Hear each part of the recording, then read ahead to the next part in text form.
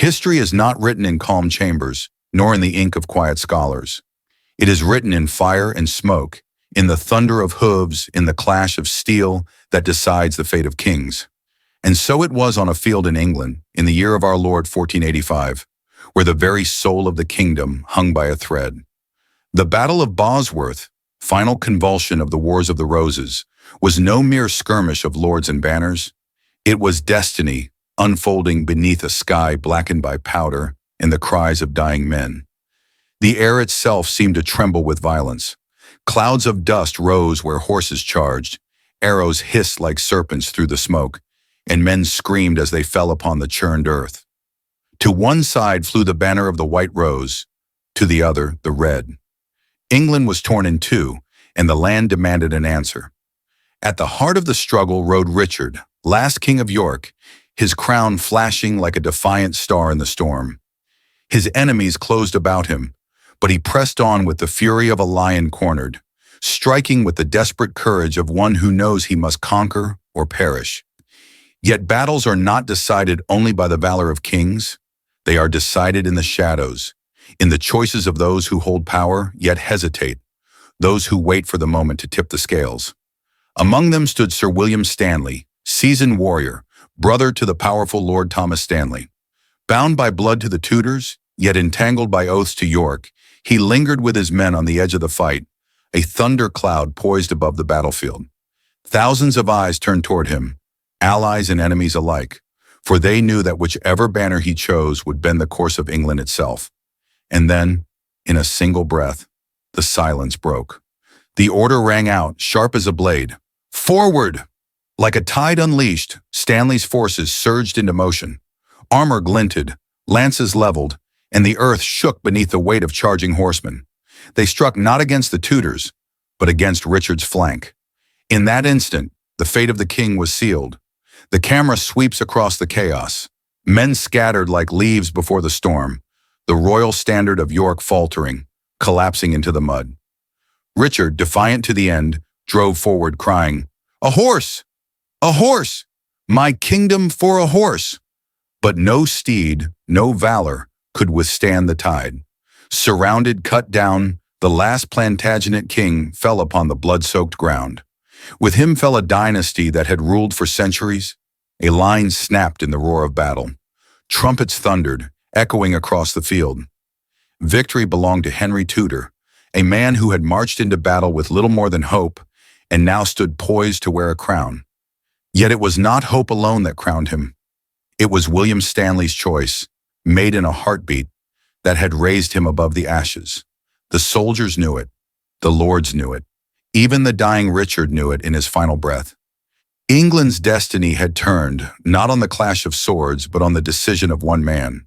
And so Henry was lifted high, hailed as Henry VII, first of the Tudor kings. Cheers rang out, though they were hoarse with exhaustion, and banners of red rose were raised in trembling hands. Among the kneeling lords, none shone brighter than Sir William Stanley. Before the eyes of England, he bent the knee to the new king, his loyalty proclaimed, his name immortalized.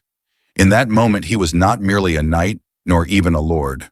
He was the Kingmaker, the hand that had delivered a crown. But history is a treacherous companion. Triumph wears a smile only for a moment, then withdraws into silence. Behind the cheers at Bosworth, shadows already crept along the edges of memory. The same voices that praised Stanley whispered also of his power, his influence, his dangerous place in the Game of Thrones. For if a man can make a king, can he not also unmake one?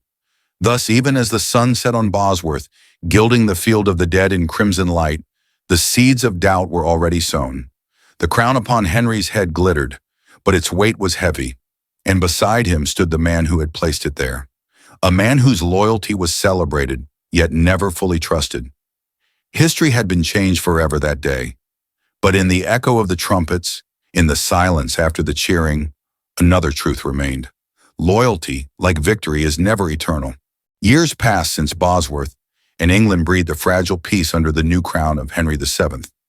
Yet peace in such an age was never more than a mass stretched thin over fear. The Tudor throne, though gilded, was unsteady, resting not upon centuries of tradition, but upon the uncertain loyalties of men who had chosen convenience over conviction. And among those men, none cast a longer shadow than Sir William Stanley. The court at Westminster glittered with wealth, with silks and tapestries, with jeweled crowns and gold-laden banquets. But beneath the sparkle lay something colder, an air heavy with whispers. The corridors of power echoed less with laughter and more with suspicion, each glance a measurement, each bow a calculation. It was a world where loyalty was not a bond, but a performance, and every performance might conceal betrayal. The camera drifts past marble columns and painted ceilings, through chambers where courtiers murmur in guarded tones. Their eyes flit toward the throne, where Henry Tudor sits in majesty, yet his posture betrays unease. The weight of a crown does not rest solely on the head. It presses on the mind, grinding down trust until even gratitude tastes of doubt. For Henry knows what all kings know, that those who raise a crown can as easily strip it away. And so his gaze turns, sharp as a blade, toward William Stanley, once hailed as savior, now regarded with suspicion. The years have marked him, his hair grayed, his shoulders heavy with furs and honors. Yet it is not the years that trouble the king. It is the memory of Bosworth, the day when Stanley's choice sealed Richard's doom and Henry's triumph. What was praised as loyalty then, now festers in the mind as dangerous power. For the court remembers. They remember that at Bosworth, Stanley held his men back until the final moment, weighing the field, deciding which way the crown would fall. They remember that England's fate hung on his breath, his gesture, his command. And they whisper, as courtiers always whisper, in tones too soft to carry yet sharp enough to wound.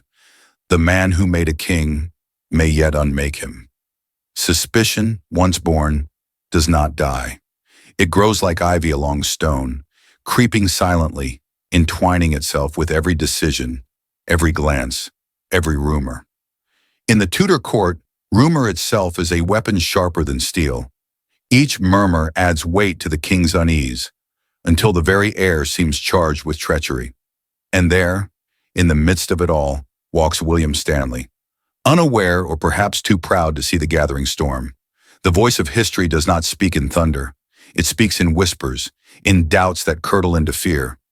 Gratitude may crown a man, but fear dethrones him. And fear had begun to gnaw at the Tudor heart.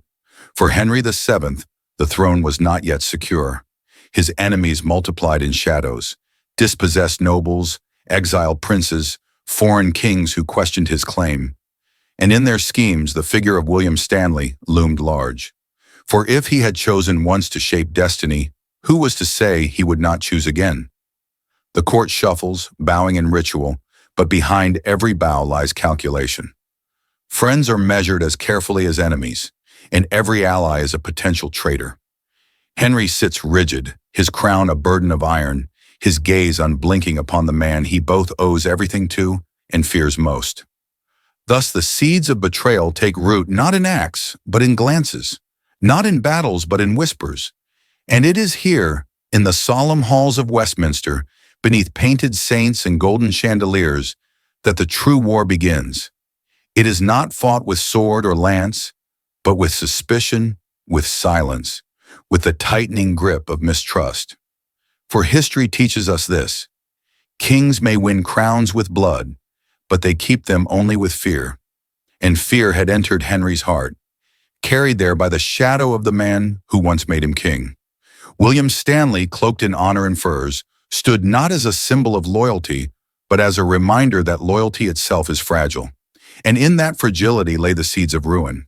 Night falls heavy upon England, and with it comes not silence but whispers. In taverns thick with smoke and ale, where the poor huddle for warmth and the restless plot in shadows, a name begins to drift from lip to lip. That name is Perkin Warbeck. By candlelight his story spreads, carried by men who trade not in coin, but in rumor. They say he is no mere adventurer, no common impostor.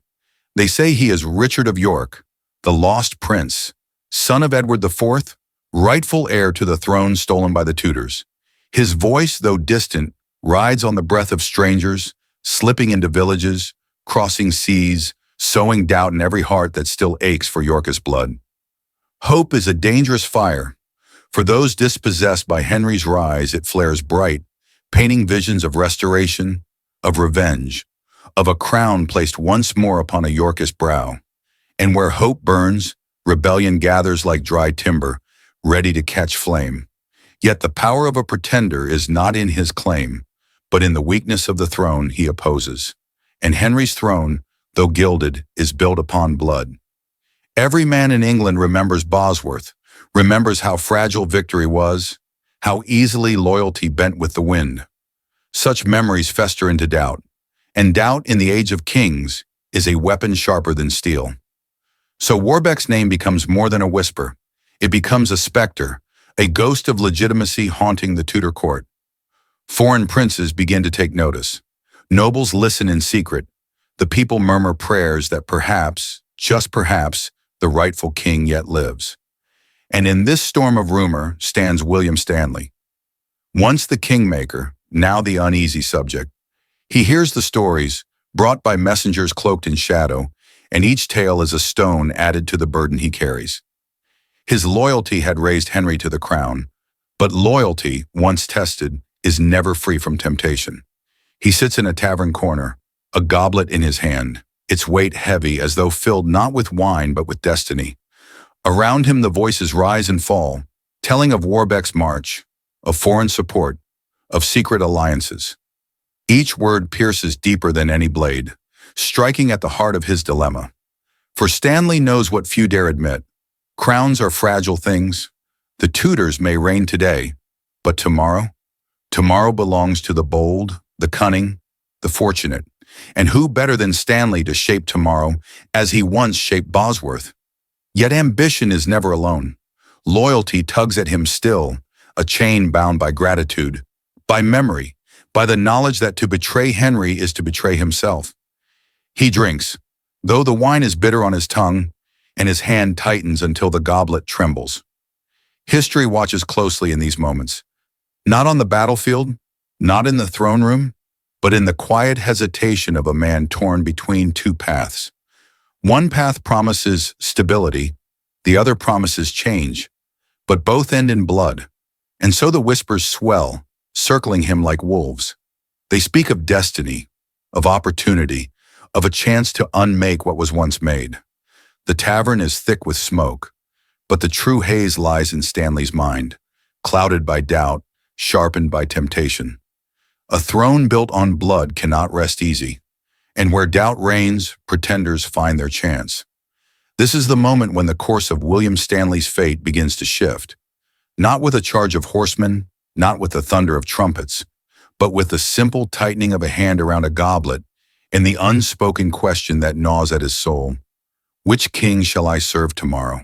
Dawn breaks, not with warmth, but with iron. The sky is pale, washed in a cold light that carries no comfort. At the edge of that light, the sound comes first, the distant thunder of hooves rolling across the fields like an omen.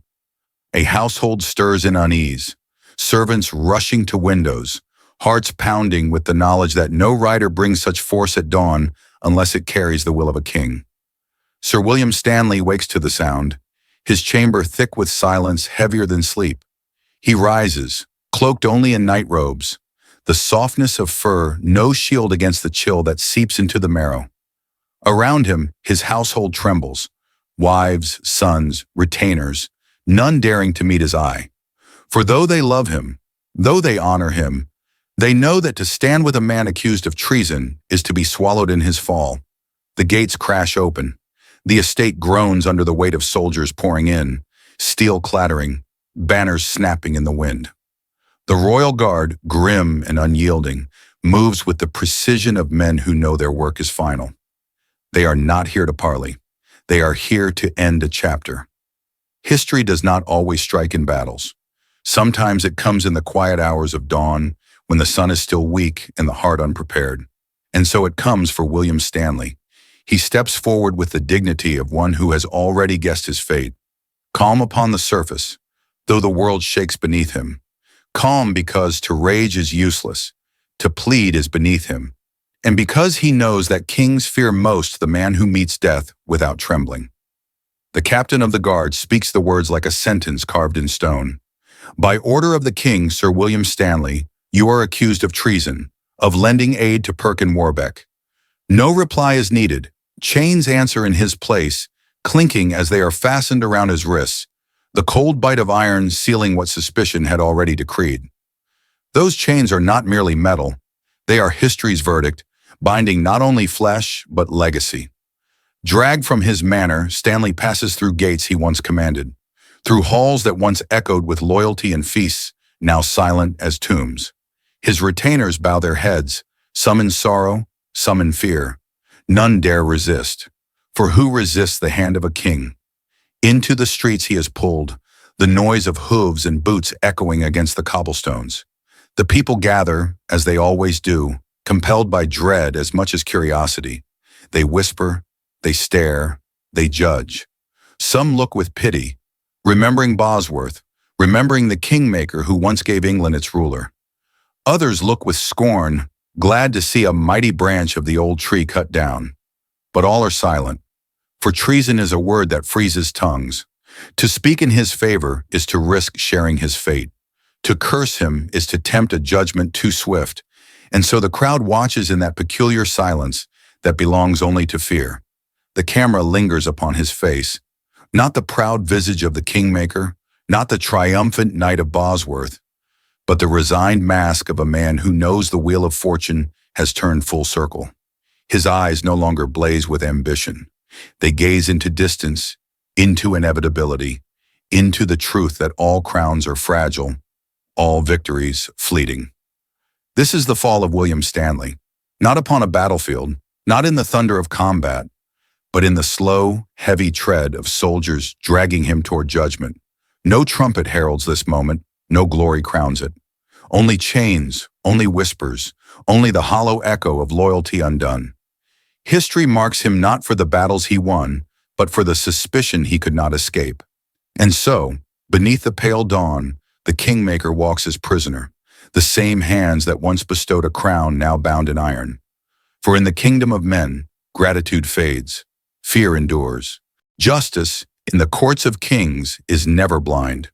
It does not weigh evidence with steady scales, nor measure truth with patient hands. It is a performance, staged for power, rehearsed for fear. And so, in a chamber dim and echoing, William Stanley is brought before the tribunal that has already judged him guilty. The hall itself seems to conspire in his downfall. Shadows stretch across the stone, flickering in the torchlight, as though the very walls recoil from what they are forced to witness. At the center sits a panel of nobles, their robes heavy with wealth, their eyes heavier still with suspicion. They do not gaze upon Stanley as men upon a peer, but as hunters upon cornered prey. Accusations fly, sharp and relentless. They speak of secret letters, letters that no man has yet produced. They speak of whispered sympathies, whispers that no one can truly confirm.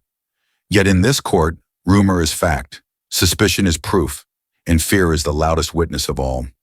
Each word is a stone laid upon the foundation of his doom.